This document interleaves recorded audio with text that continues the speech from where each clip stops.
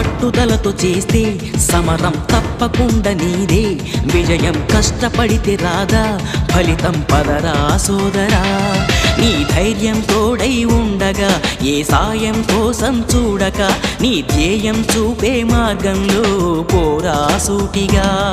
ఏ నాడు వెనకడుగేయక, ఏ అడుగు తడబడనీయక, నీ గమ్యం చేరేదాకా దూసుకుపోరా సోదరా.